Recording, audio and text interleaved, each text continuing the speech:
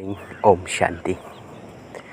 शिव बाबा कहते हैं कि बच्चे, परमात्मा का पवित्र प्रेम ही वो प्रेम गली है जिसमें आने के बाद संसार के सारे दुख, गम, उदासी, टेंशन, डिप्रेशन, विघ्न, समस्याओं का समाधान मिल जाता है।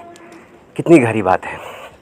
परमात्मा प्रेम वो जूस है, टॉनिक है, औषधि है या मालिश है जो जन्म जन्मांतर के थकान मिट जाती है और हमारा जीवन सुखमय बन जाता है। यह बात केवल थ्योरी नहीं, प्रैक्टिकल जीवन का अनुभव है। बस परमात्मा का सत्य परिचय प्राप्त करके अगर हम दिलाराम शिव बाबा को, जो हमारे समान ही रूप में जिन बिंदु गिड़ों में सिंधु है, उससे दिल का संबंध जोड़ लेते हैं। संबंध जोड़ना को ही योग है। बाबा ने सहज रूप से कहा कि राजयोग मेडिटेशन क्या है? मेडिटेशन राजयोग, योग मत कहो, याद कहो। याद माने प्यार करना किसको नहीं आता है। एक 5 साल के बच्चों को भी प्रेम करना आता है। बहुत गहरी बात है कि 5 साल के बच्चों को भी अपनी माँ से प्रेम करना आता है। वो अपनी माँ के गोद में समा जाता है। 5 साल का बच्चा या कल छोटा बच्चा भी, अभी जो जन्मता बच्चा भी है, वो भी अपनी माँ की वाइब्रेशन को जानता है। अपने माँ के छत्र छाया में निर्भय और निश्चिंत रहता है। तो हम भी तो परमात्मा के बच्चे हैं। वैसे ही बाबा ने कहा, प्यार का आधार ही है प्राप्ति, चाहे क्षणिक हो चाहे सदाकाल का। तो जो समझदार होता है वो अल्पकाल का क्षणभंगुर दुखदायी सुख छोड़कर सदाकाल का सदाकाल का सर्व प्राप्तियाँ कराने वाले शिव बाबा की तरफ आकर्षित होता है, क्योंकि उसे सदाकाल का प्राप्त शिव बाबा सीधे कहते हैं कि बच्चे, अगर अल्पकाल का सुख चाहिए तो अल्पकाल का दुखदायी क्षणभंगुर सुख चाहिए तो संसार में बुद्धि लगाओ। अगर सदाकाल का और सर्व प्राप्तियाँ चाहिए तो मुझे याद करो। अब ऑप्शन हमारे पास है कि हम संसार को याद करके अल्पकाल का क्षणभंगुर सुख पाकर मृग तृष्णा के समान दुख और धोखे में फंसकर शोक वाटिका में जाना चाहते हैं, कि सदाकाल का सर्व प्राप्ति कराने वाले शिव बाबा को अपना मानकर और अतीन्द्रिय सुख यानी सदाकाल का सर्व प्राप्ति का अनुभव करना चाहते हैं।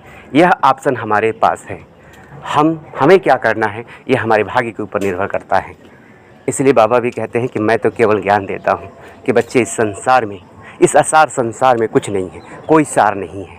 ये सब मुर्दे मरे पड़े हैं। मरे पड़े माना क्या है? ये दुनिया ही कब्रिस्तान है। माना क्या? बाबा ने कहा, इसमें ना सुख शांति प्रेम नाम की रत्ती भर भी कुछ नहीं है। बस दिखता है कि इसमें सुख है, लेकिन बाबा ने कहा इसमें सुख नहीं है बच्चे, ये दुखदाई सुख है।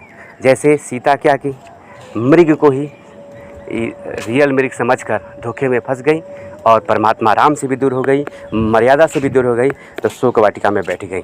इसलिए सच्ची सीता बनना है तो एक परमात्मा राम के साथ में रहना है, यानी दिल से एक बाबा की सिवा किसी भी प्रकार का अगर मेरापन है उसको हटा देना है। वही आत्मा जो सच्चे दिल से एक बाबा को मेरा बना लिया है, वही सबसे बड़ा साधक है, तपस्वी है, धारणामूर्त है, चाहे ये कह लीजिए बाप समान है, आज्ञाकारी है, जो भी टाइटल दीजिए। जिसने दिल से एक बाबा दूसरा ना कोई, यह पाठ को पक्का कर लिया है, वही सच्चा तपस्वी है, सच्चा योगी है, ज्ञानी है। नहीं तो आप सारी मुरलियाँ पढ़ लीजिए, दिन रात बाबा के सामने बैठे रहिए, लेकिन दिल में एक बाबा के सिवाय दूसरा कोई बैठा है, तो बाबा कहते हैं कि वो योग नहीं है, वो तो दैहिक योग, वो भी योग है लेकिन दैहिक योग, विनाशी योग है। वो भी योग लगा रहा है, लेकिन किससे?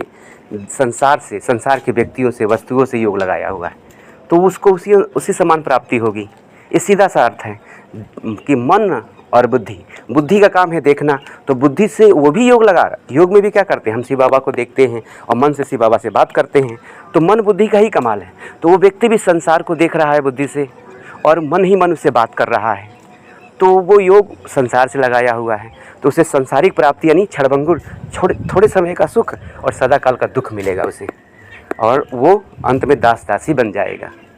और जो बच्चे बुद्धि रूपी नेत्र से सदा शिव बाबा को देखते हैं, संसार तो दिखाई देगा लेकिन वहाँ से बुद्धि हटाकर शिव बाबा में लगाते हैं और एक बाबा का ज्ञान गुण शक्तियों का चिंतन करते हैं, उसी में सदा मगन रहते हैं, वहीं बच्चे राजयोगी हैं, वहीं वहीं बच्चे तपस्वी हैं, वहीं धारणा मूर्ति, वहीं बाप के दिल तख्त नसीन हैं।